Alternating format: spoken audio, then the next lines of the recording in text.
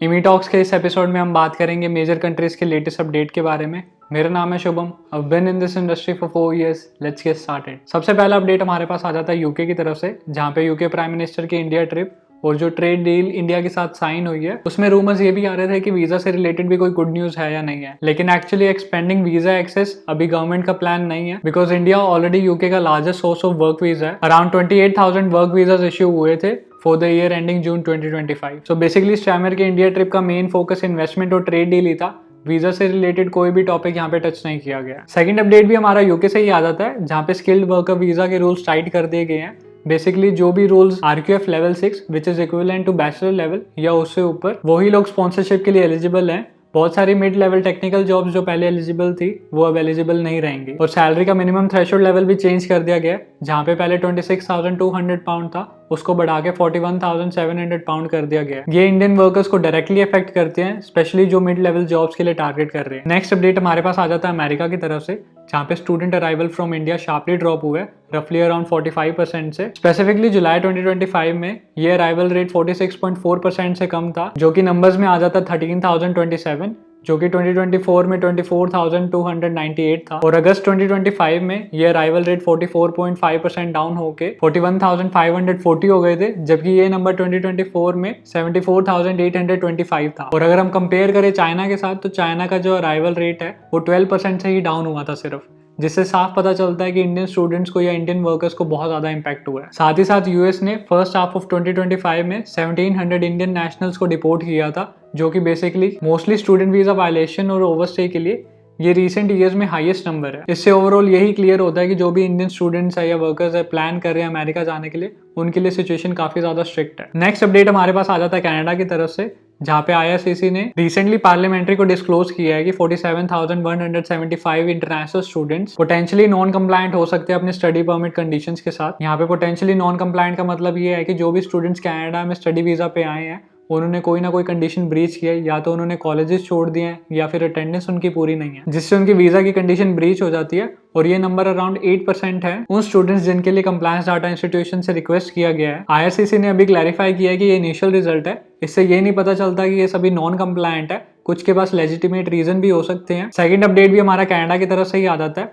जहाँ पे बहुत सारे मीडिया हाउसेस ये बता रहे हैं कि कनाडा का रिफ्यूजल रेट 80% तक पहुंच गया है, जिनकी नेशनैलिटी इंडियन है। Do let me know in the comment section below अगर आप प्लान कर रहे हो कनाडा में पढ़ाई करने का, या फिर आपके किसी फ्रेंड का वीजा रिजेक्शन हुआ है रिसेंटली। नेक्स्ट अपडेट भी हमारे पास कनाडा की तरफ से ही आ जाता है, जहाँ पे 2025 टू 2027 इंटरनेशनल लेवल प्लान में उन्होंने ये बताया था जो टारगेट है PR का वो 3,95,000 है, जो कि काफी ड्रॉप हुआ है अपने पिछले गोल से, जो कि पहले 5 लाख था। जिसपे वो फोकस ये कर रहे हैं जो भी टेम्परेरी रेजिडेंस पे है, जैसे कि इंटरनेशनल स्टूडेंट्स या फिर वर्कर, उनको पहले प्रायोरिटी मिलेगी PR के लिए, एज कम्पेयर टू जो ऑफशोर एप्लीकेशन सबमिट कर रहे हैं, जैसे कि इंडिया से PR फाइल कर रहे हैं। नेक्स्ट अपडेट हमारे पास आ जाता है ऑस्ट्रेलिया की तरफ से, जहाँ पे Indian international students Australian defence college या फिर ऑस्ट्रेलियन डिफेंस फोर्स अकेडमी में पार्टिसिपेट कर सकते हैं। ADC बेसिकली सीनियर ऑफिसर्स के लिए, जो कि लीडरशिप और स्ट्रेटेजिक स्टडीज ऑफर करता है। ये move India Australia defence cooperation का पार्ट है, जहाँ पे अक्टूबर 2025 में डिफेंस मिनिस्टर डायलॉग हुआ, जहाँ पे दोनों कंट्रीज ने joint cooperation, defence industry corporation और ट्रेनिंग एक्सचेंजेस बूस्ट करने का अनाउंस किया।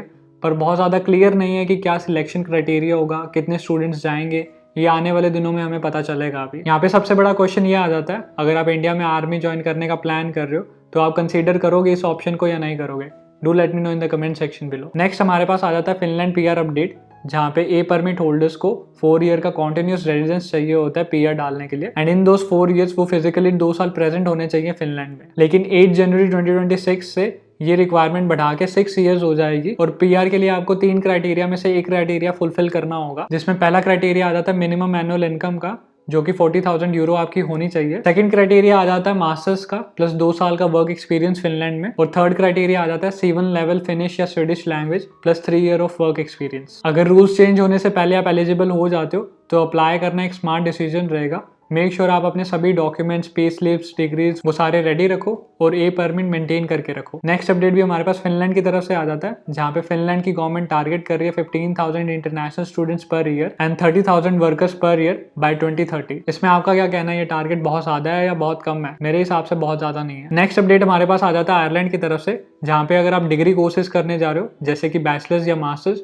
जो कि यूजुअली 1 साल से ज्यादा की होती है, तो आपको एक एकेडमिक ईयर का लिविंग एक्सपेंस 10,000 यूरो शो करना पड़ेगा, जो कि पहले 7,000 यूरो हुआ करता था। और अगर आप शॉर्टर कोर्स के लिए जा रहे हो जैसे 6 to 8 मंथ्स कोर्स के लिए, जो कि इंग्लिश कोर्सेज होते हैं, प्रोफेशनल डिप्लोमास होते हैं, पोस्ट ग्रेजुएट सर्टिफिकेट्स होते हैं, तो उनमें लिविंग एक्सपेंस की रिक्वायरमेंट 833 यूरो पर मंथ रहेगी। नेक्स्ट अपडेट हमारे पास नीदरलैंड की तरफ से आ जाता है, जहाँ पे इंडियन वर्किंग प्रोफेशनल्स के सैलरी थ्रेशोल्ड रिवाइज हो गए हैं फॉर हाईली स्किल्ड माइग्रेंट। नए थ्रेशोल्ड्स जिनकी एज 30 ईयर से कम है उनके लिए 4,171 पर मंथ, और जिनकी एज 30 ईयर से ज्यादा है उनके लिए 5,688 per month. And recent graduates के लिए जो कि with in 3 years he graduate हुए हैं उनके लिए 2,889 पर मंथ। इससे इंडियन नेशनल्स पे इम्पैक्ट पड़ता है, जो कि सैलरी रिक्वायरमेंट बढ़ के 4,171 यूरो हो गई है, जो पहले 3,909 थी।